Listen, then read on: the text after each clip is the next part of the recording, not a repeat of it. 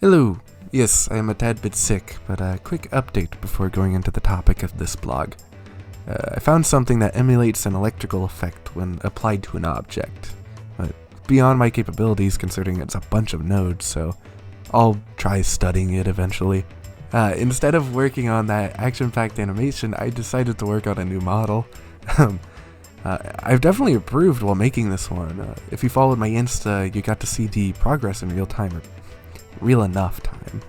It's not perfect, but it means future models will be better. This one is actually all in one piece, besides a couple tiny things. Those being the pupils, accessories, and the hair, which is a bunch of chunks clipping through each other. A strategy I will keep using, and of course, get better at. It's mostly symmetrical. I plan some pieces to be asynchronous, but I ran into some short sights and I messed up, so it isn't as cool as it could have been. I wanted to have like one side of the shirt tucked in, other side not. Yeah. On top of this, I learned a new thing for shading using shader nodes. It's only 2 nodes, so it was pretty easy to follow. Take your shader to RGB and a color ramp node between your BSDF and output. After that, set the color ramp transition to constant. Now, when at a certain point of tone, it will immediately shift to that color rather than gradually fade to it. Cell shading, the term for this. Sadly, it doesn't work for an actual image texture in the way I wanted it to.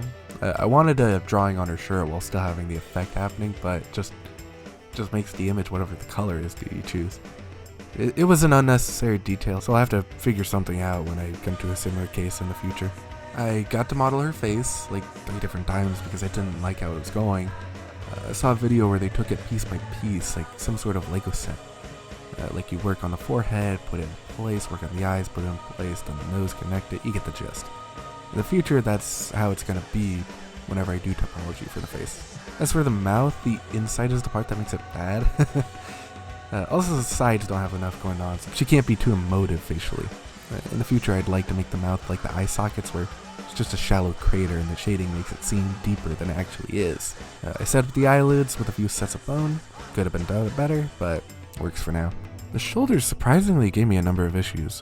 I'm used to male characters and models, so I made the shoulders far too wide and broad for her. I hid this fact as best I could in the pose I've done with her, but it's noticeable. In that time, I tightened them up a bit, shrunk the limbs down, and now it looks okay. As for the bones, I removed the shoulder and just left it as the clavicle and arms.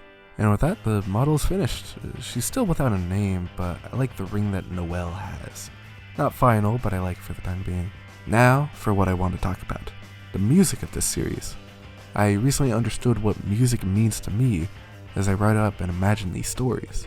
You may have heard that some people have a thing with audio where they interpret sounds as colors. Each one has their own literal sense of sound. I don't have this, but it's similar. I interpret music as settings, set pieces, stories, characters, personalities, drama. I see a story before my eyes. I watch a movie directed by me in real time. You could just call it daydreaming, but this is how I interpret music as a medium. I use it to jumpstart a story. Certain songs will lock onto ones I know or I am making, whether it be that the brainwaves I feel catch it the same as the Tales effect does, or I listen to it a lot as I read, play, or watch whatever the story was. Sewer Slut, Symphony, June, however you recognize this artist, a major figure in the breakcore genre. I view as someone in their own genre. I always make a mecca while listening to her music. Machines with a story about life. Whether it is what it means to live, the purpose of it all, whether it should end, I always fall back to that set piece. Non-living things thinking about life. It could be just how I understand and interpret her music. Just a piece of my brain decides this every single time. And her music is perfect in the case of the antagonist in this story. A man that wants all humans to be immortal, to protect those he cares for. A man that wants all life to keep going, to not need to fear the greatest thing to fear, a forever unknown. When he kills something, it is for the greater good of his people, but he still feels sorrow for the thing that he had ended. Worst part is, he has all the time in the universe to feel that mental pain. In the case of the protagonist, particularly the robot and not the girl, I listen to songs of anger. His, its, however you care to put it. The robot's emotion aren't real. They're emulated. He is a robot. It plays off of the emotions of the girl depending on the situation. If she's having fun and they're safe, the robot will act like a parent, making sure the kid doesn't hurt themselves. And make sure you watch your step or don't get too crazy. But when she does get hurt, and they're in a dangerous scenario, he goes ballistic. He cries out his anger, swinging his weapons perfectly as he was designed to do so, to end the conflict ASAP. Conglomerate of Madness is a song by Volta and the help of a few other artists. The song is amazing. It stands out above the rest of their tracks. It pulls out every emotion. It's a song that feels like it embodies grief in the brief time you listen to it. There's this part a little after the midway point that it goes slow. It's not a moment of peace, it's a moment of shock. And with it rises a stronger feeling of anger, pain, misery, madness.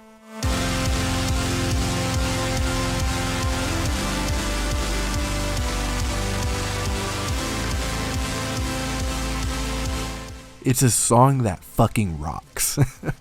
It's also a song that allows cracks in this robotic character, bringing room where viewers are able to theorize whether or not the robot really is one. Another song that I love to listen to when thinking about this is a remix of a chiptune song. It's called The Scene Is Dead, specifically the Master Boot Record remix. The song really is two instruments with a beat. I'll paint out the picture that I have. It starts out like you're riding an elevator. It's a long ride, up high. You get to see the beauty unfold beneath you more and more. With all the bleeps and bloops, it's like listening to the slot machines at a casino. But you reach your floor, ready for action. You still get the same sounds as earlier. The anger is still high, but together, this is something else. It's determination. That's the robot. The embodiment of determination, all fueled for a single directive it never questions. I'm gonna list off a couple more songs here, but not gonna go into depth with them like with the previous two. Just quickly call them and say how I read them. Symphony of Flames. It's just Mr. Kill Myself, but it imbues this sense of finality, a cleansing of demons.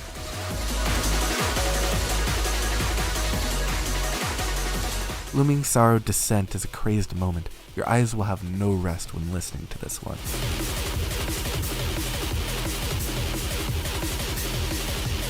Paradise Warfare is the top of the world, a duel of the ones above it all.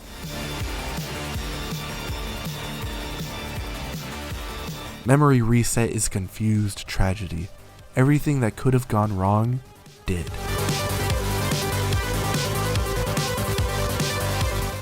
I've got plenty more that I can list out, but those are the major ones I'd like to share for only a second. I don't know if I want to keep ripping these songs and just jamming them into my story, but I really don't have a choice at this second. In the future, I definitely can't keep doing this. I'll try to be sparing with them.